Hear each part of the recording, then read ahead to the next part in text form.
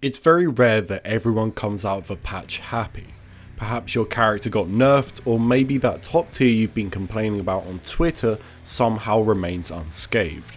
There's always going to be something to complain about when you're playing a genre so heavily impacted by matchup charts. But you've seen the title of the video and you might well know what I'm going to talk about due to the thumbnail, because not all patches are equal.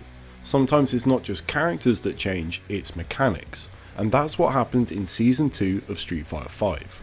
What I've deemed as the most controversial update is the removal of Invulnerable from Frame 1 meterless specials. Now chances are you're saying, how can you determine what is the most controversial update? And you're right, there is no real metric to gauge this. It's not as if Capcom did a poll or something. Sure, I could point to some Twitter thread filled with people that are annoyed, but that's just a snapshot of a vocal group. I still, however, do have my reasons. This change is a direct departure from very well established legacy.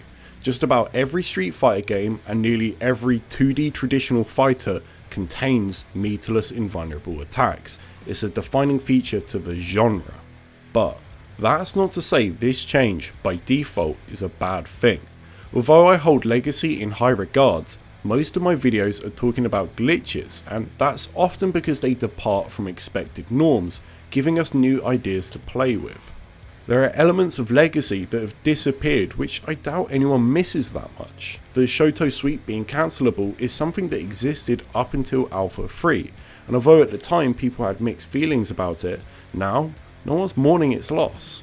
The arguments for and against this big change in Season 2 are pretty consistent judging by what I read at the time. People who like the change often valued safer mix-up options on knockdown, you got the hit, you deserve the turn without taking too much risk.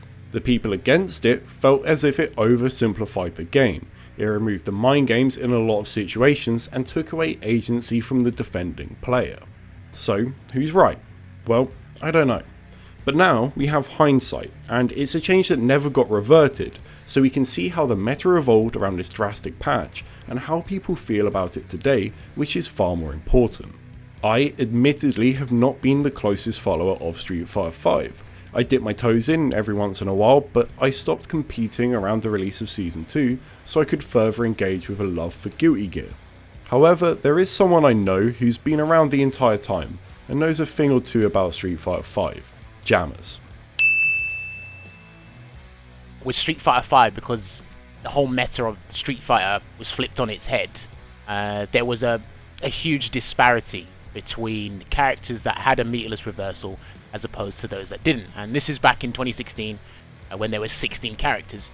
I think at the time only Ryu, Ken, Cammy and Nakali had meterless invincible reversals, and I think it was Karen, Rashid and Chun-Li that had metered ones.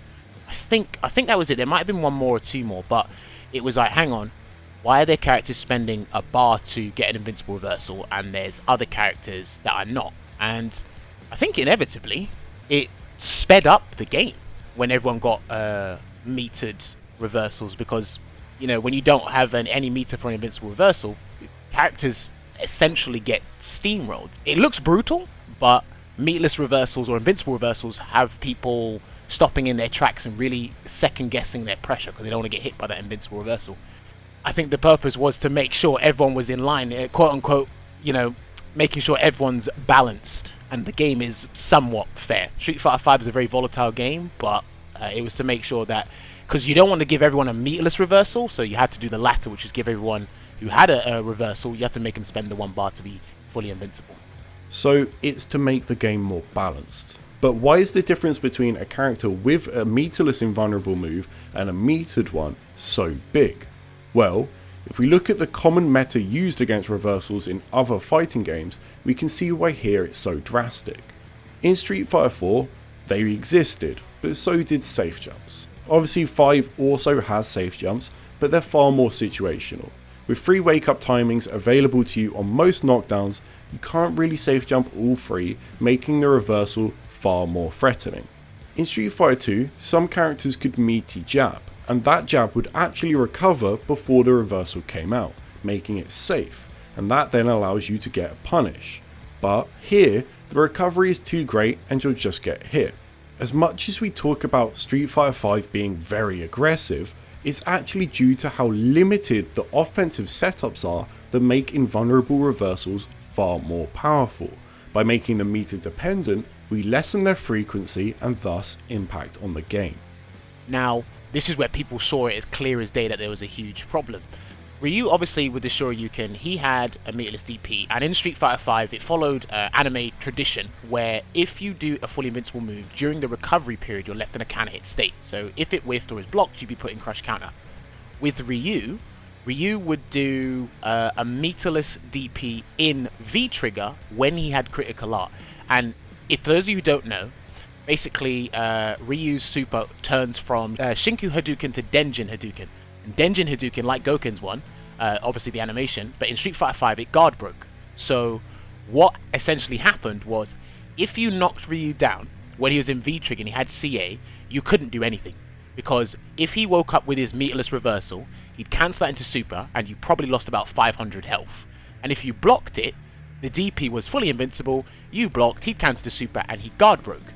Now the damage was significantly less, but the fact that that was a thing, it wasn't seldom happen because meter build like incredibly quick in Street Fighter V. So this was happening on a regular basis.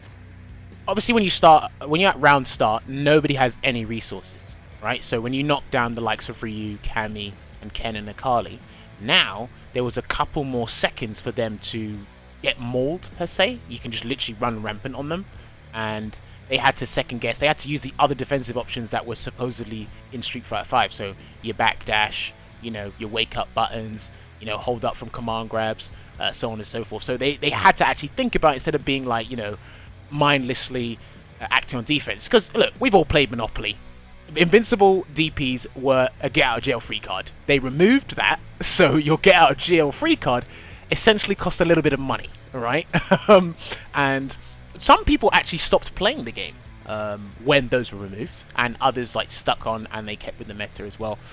After this change was announced, they announced Akuma, and I was like, oh. And then when we saw how Akuma worked, we're like, and I said, imagine Akuma was in the previous build of this game.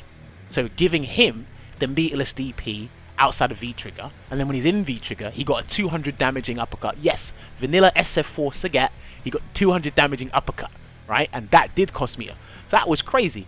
And I think it was, I kind of do that with the game every now and then, because I like to see what would happen if new characters go to the previous meta. And we've got like 40 characters in the game now. So Seth, Sagat, Falk, Ed, they got some sort of uppercuts, but they cost meter. Even Urine with his EX Dangerous Headbutt, right? I'm like, imagine if all of those were fully invincible from frame 1 in Season 1. I said, we would be in dire straits in this game. But overall, I think it's been, like, the community response was mixed, but mostly positive. The impact on the game, people still played it, but it allowed those mix-up characters to be a little bit more aggressive for a couple of seconds before they had to pull the brakes and go, you know what, he's got one bar, let's try and bait this reversal here, and if he spends it and I block it, well, sucks to be you. But other than that, it's just, over the years, the game has just become more and more aggressive, and they're removing things to go, yo, there needs to be a huge emphasis, and it's conspicuous, a huge emphasis on offense. So we remove all these things, you guys can just basically guess right or guess wrong. That's it. So even though the claim that a lot of people made, myself included, was that it simplified defense, the argument made now is that it puts a higher emphasis on the minor details. Your wake up timings, delay tech, V-reversal, etc. all become a massive deal because you lose this fixal for stopping pressure. Then if you do want to spend the bar to get invulnerability, you're making a far more nuanced decision. Now you're spending meter, maybe you need that for a super or a combo extension. Hell, you might even need it for next round. A huge difficulty with new titles in a legacy franchise is that they're always going to be compared to previous installments, but Street Fighter has changed drastically with every single release. Street Fighter 2 to Alpha 2, Alpha 2 to Alpha 3, Alpha 3 to First Strike to Street Fighter 4. These are all games that play wildly different from one another, and that's why people have favourites. Not every version is going to appeal to every player. The fact is, Street Fighter players are completely used to this now, and as Jammers says, there are a lot of characters that would not be reasonable with their current moveset, such as Akuma, Kage or Seth, if we applied the logic behind Season 1 to them. Removing meterless invulnerable moves may have been counter to what a lot of us have grown up knowing as tradition in fighters, and it's not my preferred choice of change honestly, but it's part of this game's individual identity, and that's more important than you might realise for a franchise that has existed this long. There are obviously countless examples of games with meterless invulnerable special attacks where it works fine. This is not a video trying to remove them from the genre, quite the opposite. What we want though is fighting games to constantly evolve in different directions, even if sometimes that just doesn't fit our personal desires, because if we get too caught up in legacy, we're going to lose the luxury of new experiences.